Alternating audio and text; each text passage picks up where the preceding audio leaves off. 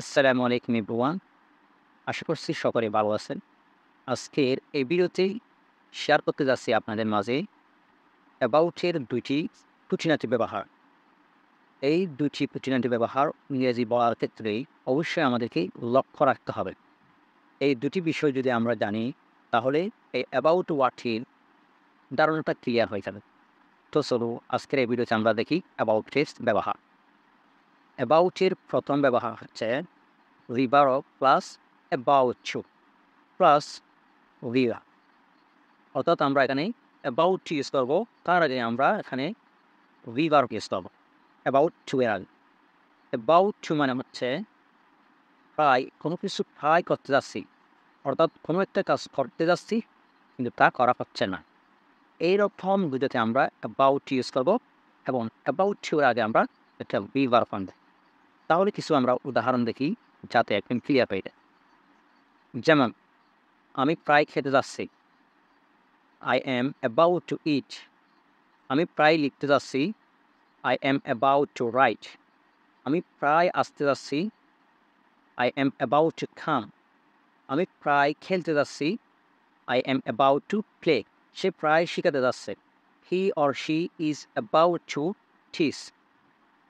তার মানে about to মানে হচ্ছে কোনো কিছু প্রায় করতে যাচ্ছি বা কোনো কিছু প্রায় করতে চলেছে এরকম বোঝাতে আমরা about ইউজ করব।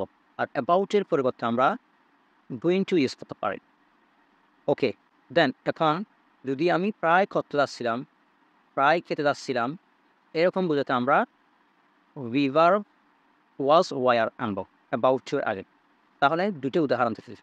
যেমন আমি প্রায় খেতে যাচ্ছিলাম। I was about to eat. আমি প্রায় লিখতে যাচ্ছিলাম। I was about to write. এভাবে করে আমরা about to টা ইউজ করব। তাহলে অ্যাবাউট এর একটা বিষয় ক্লিয়ার হলো। দেন এখন আমরা দেখব হাউ অ্যাবাউট। এই হাউ অ্যাবাউট এর ব্যবহারটা আমরা একটু দেখে নিই। এই হাউ অ্যাবাউট আমরা কখন ইউজ করব? যখন কোনো কিছু করলে কেমন হয়, কোনো কিছু খেলে কেমন হয়, এ ধরনের বাক্যতে আমরা হাউ অ্যাবাউট ইউজ করব। তাহলে কিছু উদাহরণ দেখি যাতে ভালোভাবে বোঝা যায়। যেমন এখানে একটা কথা মনে রাখতে হবে, হাউ অ্যাবাউট এর পরে যদি কোনো V1 আসে তাহলে সেই ভার্বটি, সেই V1 টিতে আমাদেরকে আইনজি যুক্ত করতে হবে। কারণ অ্যাবাউট হচ্ছে প্রেপোজিশন। প্রেপোজিশনের পরে যদি কোনো ভার্ব আসে তাহলে আমাদেরকে কি ইউজ করতে হয়? আইএনজি ইউজ করতে হয় ভার্বের সাথে। এখন আমরা কিছু উদাহরণ দেখি। যেমন ইংরেজি শিখলে কেমন হয়?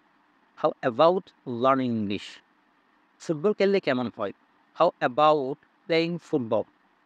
চিঠিটা লিখলে কেমন হয়? How about writing the letter? সেখানে গেলে কেমন হয়? How about going there? এখানে আসলে কেমন হয়? How about coming here? তাহলে আজকে এতটুকু। ভিডিওটি কেমন লেগেছে অবশ্যই কমেন্ট সেকশনে লিখে জানিয়ে দিবা। আর ভিডিওতে যদি আপনি এখনো পর্যন্ত লাইক না দিয়ে থাকো অবশ্যই একটা লাইক দিবা এবং ভিডিওটা সবার মাঝে শেয়ার করে দিবা যাতে সবাই দেখে কিছু শিখতে পারে। তো ধন্যবাদ। দেখা হবে নতুন অন্য কোনো ভিডিওতে। ততক্ষণ পর্যন্ত ভালো থাকুন, সুস্থ থাকুন। ঠিক দেন। সালামু আলাইকুম।